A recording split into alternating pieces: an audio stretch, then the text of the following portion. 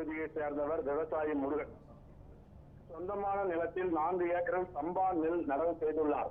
தனக்கு சொந்தமான இலவச நிலத்தை வைத்து கிணற்றில் தண்ணீர் பாசனம் செய்து வந்த நிலையில் போதுமான தண்ணீர் கிணற்றில் இல்லாதால் அவரது நிலத்தில் அருகில் செல்லும் செய்யாற்றில் மின் மோட்டாரை போட்டு பாசனம் செய்ததாக கூறப்படுகிறது.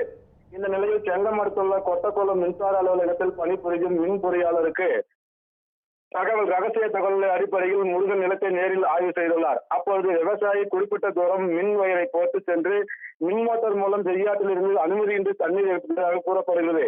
மின் பொறியாளர் மின் வயர்களை வெட்டி எடுக்க முயற்சி போது விவசாயி முருகன் மின் பொறியாளரிடம் மின் வயரை எடுத்துச் சென்றால் விவசாயம் பாதிக்கும் எனவும் நடவு செய்த நெல் வயல் தண்ணீர் இல்லாமல் கருகிவிடும் எனவும் கெஞ்சுள்ளார். அப்போது மின் பொறியாளர் ஒத்துக்கொள்ளாததால் இருவருக்கும் வாக்குவாதம் ஏற்பட்டு விவசாயியை தகாத வார்த்தையில் திட்டியதாக கூறப்படுகிறது. இதனால் விவசாயி முருகன் மின் பொறியாளரை வீடியோ எடுக்க முயன்றுள்ளார். அப்போது திடீரென மின் பொறியாளர் தாக்கியதில் விவசாயி மூக்குடைந்து ரத்த காயம் ஏற்பட்டுள்ளது. இதனைத் தொடர்ந்து விவசாயி முருகனை செங்கம் அரசு மருத்துவமனைக்கு அழைத்து சென்று அனுமதி செய்துள்ளனர். இந்த சம்பவம் குறித்து இருதரப்பிலும் வழக்கு பதிவு செய்யப்பட்டு செங்கம் காவல்துறையினர் விசாரணை மேற்கொண்டு வரும் நிலையில் இணையத்தில் மின் பொறியாளர் விவசாயி தாக்கி வீடியோ வைரலாக்கி வரும் விவசாயிகள் விவசாயி தாக்கிய மின் பொறியாளர் மீது உரிய நடவடிக்கை என கோரிக்கை வலுத்துள்ளது. மோகன்.